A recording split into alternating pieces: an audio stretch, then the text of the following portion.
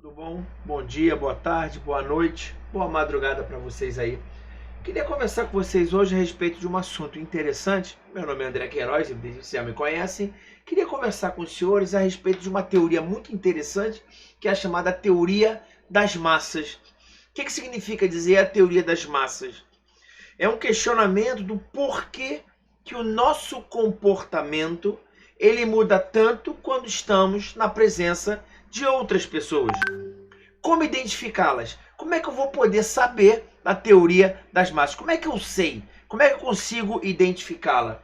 Tá? Na verdade, essa é uma teoria que veio lá da escola de Frankfurt, né? Que as duas grandes teorias, entre várias, da escola de Frankfurt é justamente a teoria crítica e a teoria do conceito da indústria cultural. Então, na verdade, a escola de Frankfurt ela fez um estudo aprofundado com relação a esse movimento cultural que existe na atualidade. E o que diz a teoria das massas? Por que o nosso comportamento muda? Por que quando estamos numa igreja, por exemplo, num bar com os amigos, no Maracanã assistindo futebol, o nosso comportamento muda?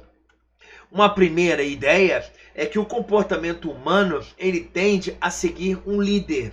Eu tendo a mimetizar o comportamento do líder. Se aquele cara que se diz líder, ele segue num caminho, nada me impede que eu faça a mesma coisa que ele esteja fazendo, ou pelo menos algo parecido. O comportamento humano tende a seguir a um líder.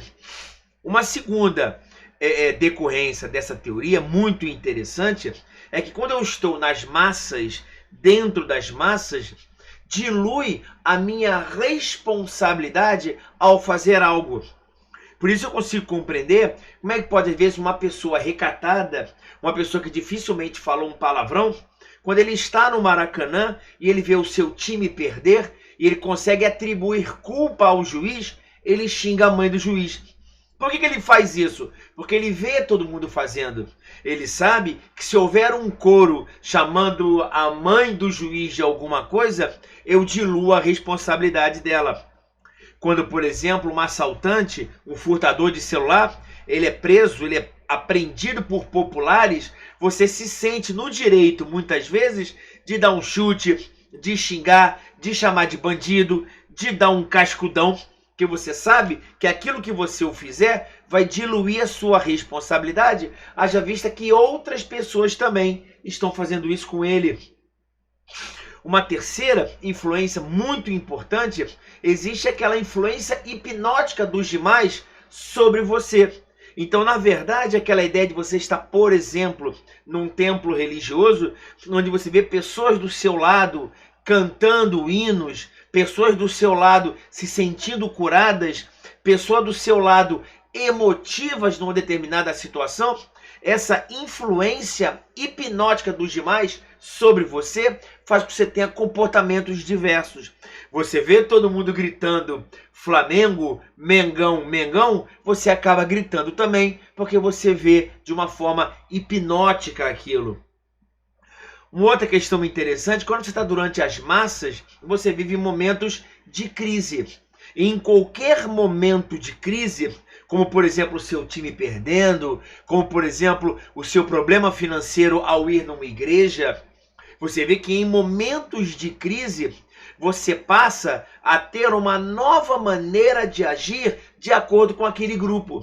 Então você vê que seu time está perdendo de 3-0 ou até muitas vezes situações catatônicas, como por exemplo na derrota do Brasil pela Alemanha na Copa do Mundo de 7-1. Todo mundo estava estagnado, ninguém conseguia ter nenhum tipo de reação, porque todos estavam no mesmo momento de crise. A crise gera essa hipnose, a crise gera essa empatia e você passa a agir de uma maneira diversa da sua, mas sim de acordo com aquela maneira que é a do grupo. Uma outra forma que passa a ser muito interessante, uma decorrência disso, a identidade social passa a ser diferente da identidade individual. E isso você pega em alguns setores em relação aos ativistas. Então eu passo a criar algumas teorias, como por exemplo o racismo estrutural, o racismo institucional, a homofobia generalizada. Por que eu estou dizendo isso? Eu passo a gerar numa sociedade de massa uma identidade diferente daquela identidade individual.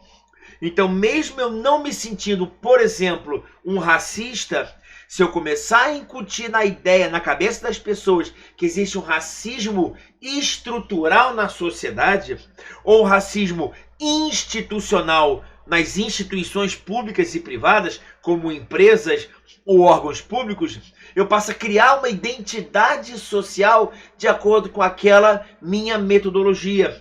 É uma questão que em algumas situações ela é até perigosa, porque eu tiro a identidade individual ou sobrepujar a identidade social da identidade de cada indivíduo. Uma outra questão é a facilitação por um pensamento em comum, em que você se identifica. Isso que eu falei no item 5 gera um problema quando eu não consigo me identificar com determinado ideário. Porém, ainda que você não se identifique, quando eu gero uma identidade social, pode haver que gere a empatia, a aderência de várias pessoas que passam a pensar da mesma forma. E isso gera o quê? Uma reafirmação daquilo que ela pensa. Por exemplo, voltando a falar da questão do racismo institucional, do racismo estrutural. Eu não estou dizendo que isso existe. Eu estou dizendo que muitas vezes isso é uma ideia de uma identidade social, uma atribuição de culpa para toda a sociedade, onde muitas vezes pode sobrepujar aquilo que você entende como correto. E aquelas pessoas que muitas vezes têm uma fragilidade da sua personalidade, ela passa a se identificar com esse ideário em comum. A pessoa passa a pensar da forma com que a grande sociedade pensa. Existe uma facilitação de um pensamento em comum. Por quê? Porque gera uma maior identidade entre esse pensamento em comum. Muito perigoso isso, porque enfraquece o indivíduo. E por último, as massas agregadas normalmente são violentas, podendo ter comportamentos ativos ou comportamentos passivos. Quando eu falo que existem comportamentos ativos ou comportamentos passivos, elas passam a ser violentas. A maioria, normalmente, ela cala uma minoria. A maioria do pensamento. Eu vou conversar, inclusive, em outros vídeos, sobre a espiral do silêncio. A inversão dessa espiral. Essa espiral é só você pensar você numa mesa com 10 amigos, onde 9 torcem para um time e 1 torce para outro. Normalmente, essas 9 pessoas se sobrepõem, essas 9 pessoas passam a ser, inclusive, agressivas com essa minoria, não é isso? E elas vão se sobrepujar a ela, impondo o seu ideário àquela pessoa. Então, o que eu estou te dizendo é que essas massas agregadas normalmente são violentas, podendo ter comportamentos ativos em agredir ou passivos em aceitar a ideia de uma pessoa que está se sobrepondo. Isso é muito comum em comportamentos de massa. Então fica aí essa ideia, né, isso e esse pensamento, para que a gente possa ter, no mínimo, um senso crítico e tentar não ser influenciado por esse comportamento das massas e a manipulação dessas ideias para alterar o comportamento individual. Forte abraço.